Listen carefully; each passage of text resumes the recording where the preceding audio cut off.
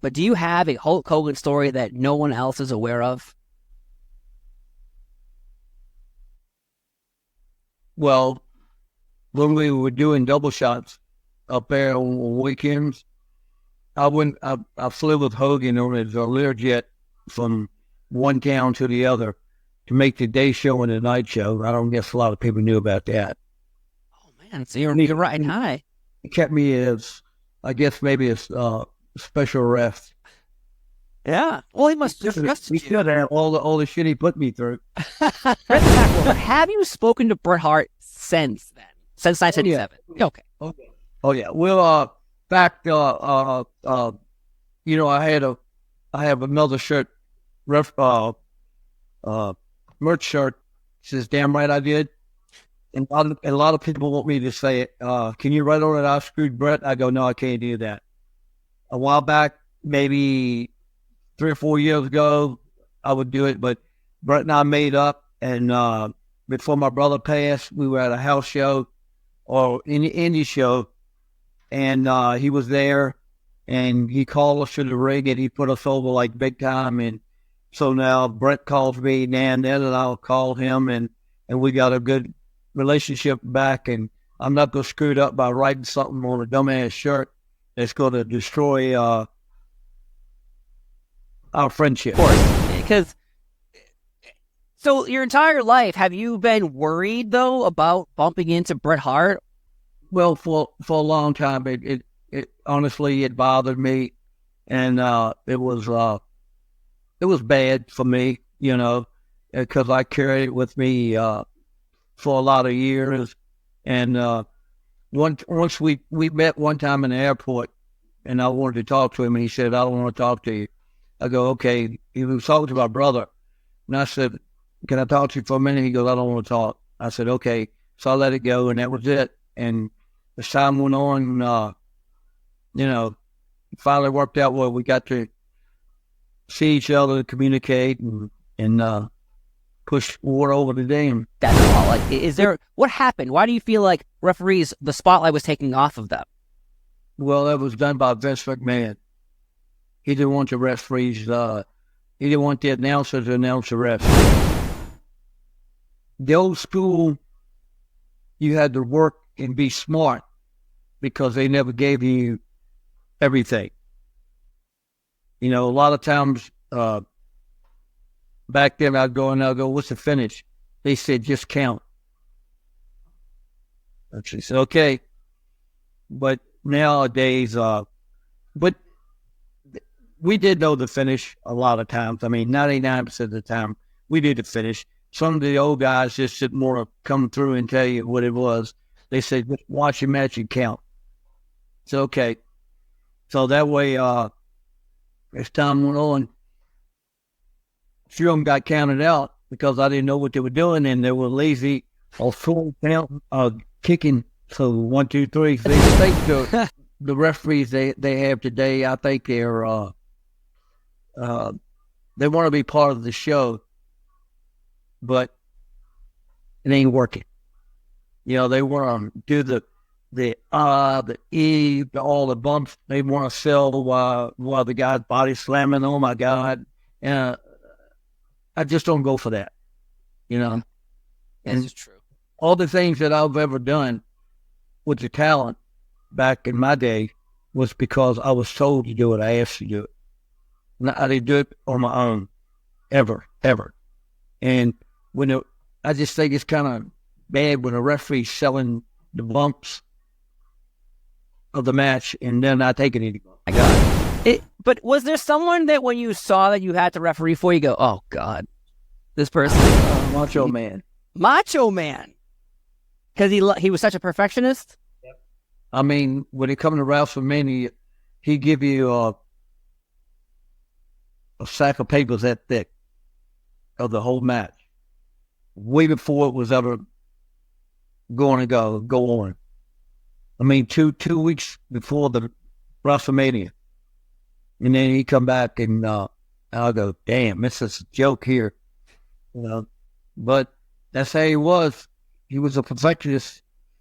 But Randy was the same way about like TVs and house shows. same thing. I mean, he wanted it right, period. And if he screwed up, he go, "What the hell is going on here?" The the story I've always heard was you either got, laid off or fired or whatever happened at the end because there was merchandise being sold at a shop that you also owned, but that was your merchandise?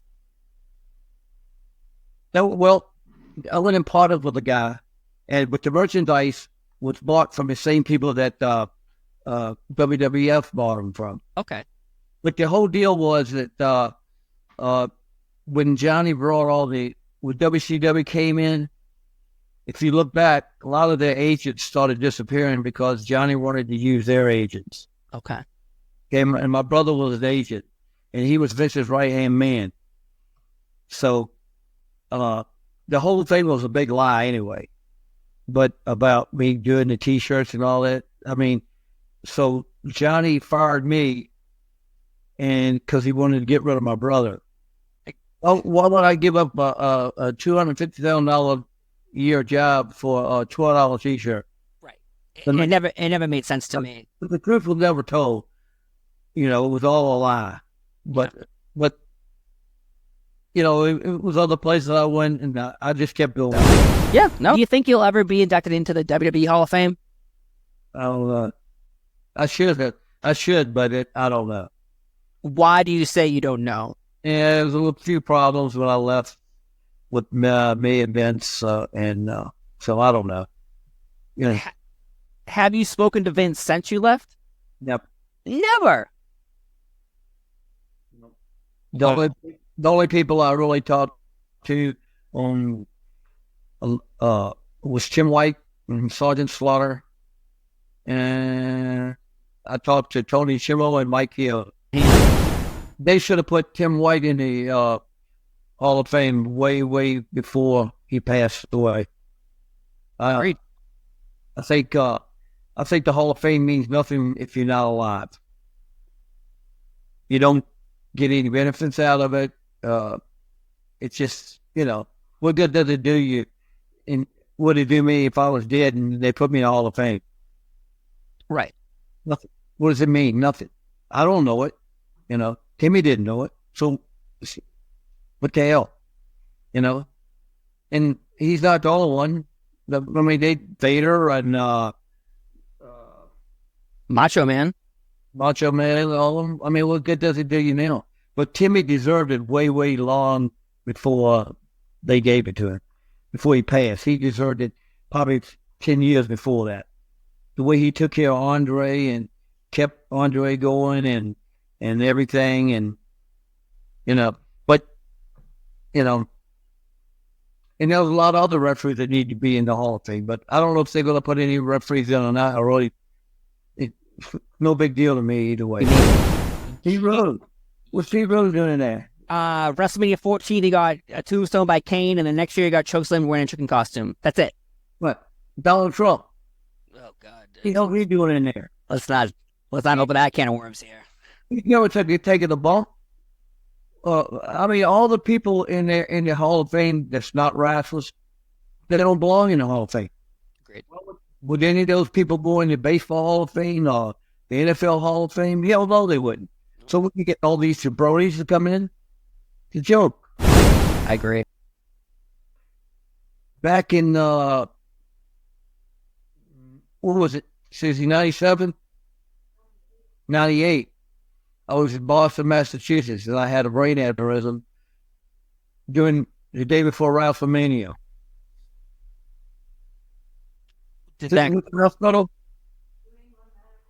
And that night, I was drinking beer with the Undertaker, and I had a big pain in my head. And I said, something ain't right. And anyway, I ended up, I was having a brain aneurysm. They took me to the New England Medical Center, and those people saved my life. So I owe Boston everything. I never made WrestleMania that year, but when we went back down the road, I went there and I must have taken 50 people in the ICU ward to the show that helped me, to stay with me and took good care of me so I could make it. and that was awesome. That was awesome. I do recall Shawn Michaels WrestleMania 14 in Boston Fleet Center and walking up to the camera saying, "This is for you, Earl." You had the aneurysm. Was that an injury related in the ring, or just this is a natural thing happening to you? Just a natural thing. Well, I got hit in the back of the head with the Ted DiBiase hit me in the back of the head with a briefcase one time. He was late into the ring and he threw it in, and it hit me in the back of the head and knocked me out. And it messed with one of my eyes, doesn't dilate anymore. And I don't know if it was from that or what. To be honest with you, I have no clue. WOHW.com. That's where you can get the book.